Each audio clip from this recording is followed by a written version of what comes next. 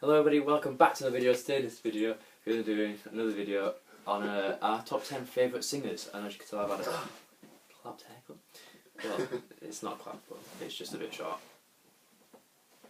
So yeah, our top 10 singers from all over the ages, and it can vary quite a lot, but we've just put our favourites down and shoved it in some random order. Do yours first. So at number 10 I'll have Noel Gallagher, because I've got to admit he did do some very impressive vocals during Oasis and his solo career, like Didn't even listen to his solo stuff. like The Importance of Being Idle, or I don't know, like Half the World Away and stuff. Don't look back at him. Yeah, and then at number 9 Marvin Gaye, like he's such a good soul singer. And like, you know, the Let's Get It On and that album, great album, 10 out of 10. Maybe not 10, but at number 8 Roy Orbison is a very deep singer. Like he doesn't really go high, but he's got a really large vocal range for I'm just going to move this a tiny bit. He's got like a large vocal range for his like octave and stuff and whatever it is. But yeah, he's got some really impressive stuff like I Drove All Night and stuff. Number 7 Whitney Houston with songs like I'll Always Love You. That's great singer. We were going. Well, I don't know if I was going to have Aretha Franklin, but she was a queen of soul, you know. Number 6 Morrissey from the Smiths. Yeah, and his singing ability can pretty much be demonstrated by any Smiths song. Yeah, pretty much. Yeah, he's really good. He's a really talented singer. He's very unique as well. Baroque, very baroque. Yeah, so. he's very. He listened. baroque. He listened to a lot of like irregular bands and stuff. Yeah, yeah. And he listened to like female soul singers and stuff. I'm pretty sure. Something like that. What was that film called again? England Is Mine. Yeah, we'll watch that. That's a good film. That's a good film. Definitely go watch that. Number 5 Paul McCartney, like demonstrated throughout the Beatles, and I think it did it quite a lot in Wings as well. Like it showed his vocal range quite a lot. But obviously it's Paul, and he can go from something really soothing to something like Back in the USSR, where it's really like Helter Skelter, where it's really shouty, and like it just it's just all around. He's definitely proven himself to be a great singer. Yeah, even not so much now, but and his harmonies with John are very good as well. Yeah. I mean, he can't really sing much as well now, but give it, like, well done for still trying, you know what I mean? And then at number 4... Well, we'll give him a well done for the past 50 years, I say. Yeah, yeah. At number 4, Freddie Mercury, like, for people... Is there anything to say though? For people, it's probably, like, number 1, but, you know, he's just not a favourite singer, you know what I mean? But he's really good. You all know Freddie Mercury from Queen. If you want to watch Bohemian Rhapsody, go watch it. Because it's good. Is it still at the cinema? No, I think it's finally done, but it's got like $1 billion or something like that. Something stupid like that. You can just go get it on DVD. Yeah, man. Brilliant film. At number 3, Elton John, because his vocals are so good. Like, unfortunately, in 1986 he had an operation, so then like he can't go high, but he's still a good singer now. But songs like Yellow Brick Road and like Rocket Man and all that stuff, it just shows that he can suddenly go high and still be in tune, then go back and still be in tune. He's so good, especially the piano as well. At number 2, Elvis Presley, you know, the king of rock and roll. You can't beat Elvis. He's a very, very melodic, yet fierce voice when he wants to be. Very like much Paul. He can go very, very soothing. Yeah, and then very like raucous and stuff. And number 1, Robert Plant from Led Zeppelin, because Led Zeppelin are the best band ever. And like, you know, he's just so unique with like the way that he sings it and stuff, and he's just really good. So yeah, that's my. I'll do mine then. That's my ranking.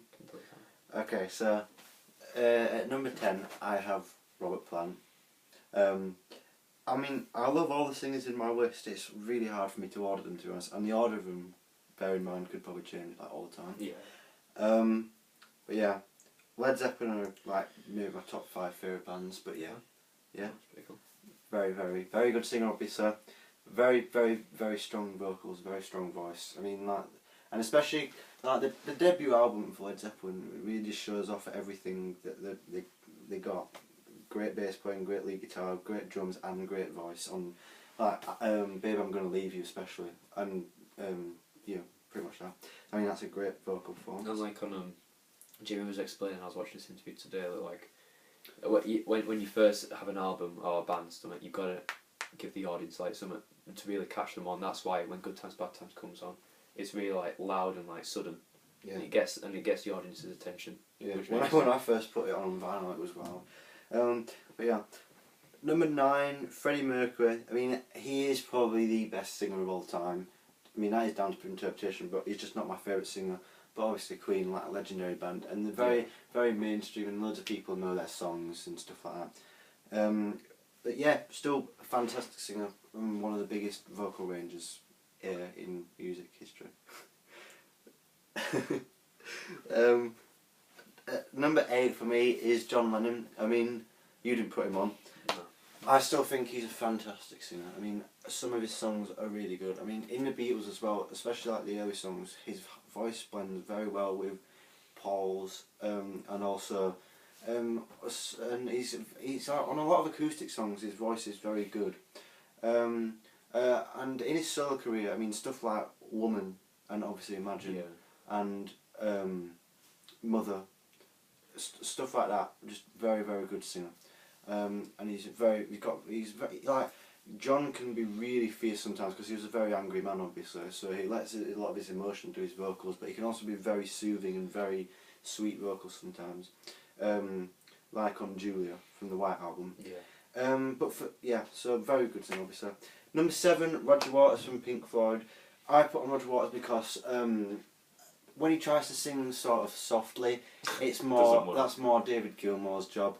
That's why on albums like The Wall, you've got songs like Mother where David Gilmour does the nice sort of singing, and then Roger does like a more, especially on The Wall. Roger's vocals are very, very powerful, especially on The Wall. If you just go listen to The Wall, because that's pretty much the Roger Waters show, with David Gilmour as the awesome guitarist.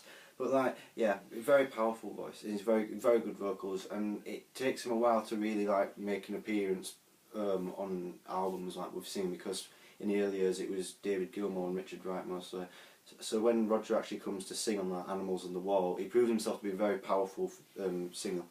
Very good singer. And then number 6, David Gilmour. Sort of. I mean, I was going to say the antithesis to Roger, but that's just really not a very good way of saying it. But yeah, David Gilmour can definitely have a more calm and sweeter tone to his voice. But he also proves himself to again be able to do very, very powerful vocals on songs like Dogs from Animals and stuff like that. So he can do very impressive vocals. On the later years, and especially live, I can see that some people might say his voice is a bit nasally and stuff like that, but I still really like it. Number 5 for me, Jim Morrison from The Doors. Very, very, very good singer. I love his voice so much. He sings so well, and when he shouts and screams, I just love it so much. He's a brilliant singer, and I mean, just go listen to when he starts songs. He's just got a really good voice. Number 4, Roger Daltrey, the frontman from The Who. I mean, his vocals are so passionate, and he can really, really shout very well. And he's got a lot of emotion in his voice on some songs as well. So, outstanding singer. Number 3, Morrissey. We've already really gone through Morrissey. He's just a brilliant singer and a very, very, very unique singer. And then number 2, Paul McCartney. We've already also said about him. And he's a great bass player as well. And he's just one of the best songwriters of all time. So, And number 1 for me is David Bowie, because I think that David Bowie can just do anything he wants with his voice. I mean, he can do great harmonies, which is proved on songs like Station to Station.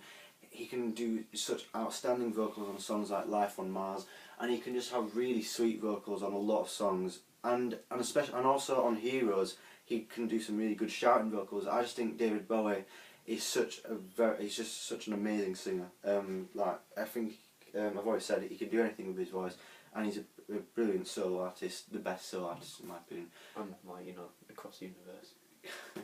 Yeah, his cover of that isn't one of his best, but go listen to pretty much any of his singles. He's got such a unique voice, and he's just a really, really great singer. And especially on that album, his voice really shines on that album, and Hunky Dory. So definitely go check out David Bowie if you haven't. So that's the end of this video. Thank you for watching. Don't forget to leave a like, comment and subscribe if you're already for more videos. Share your views in the comments if you want. Yeah, so if you guys enjoy this video, and we'll see you. Don't forget to... like. Oh, you've already said that? Yeah, so... Goodbye. Bye.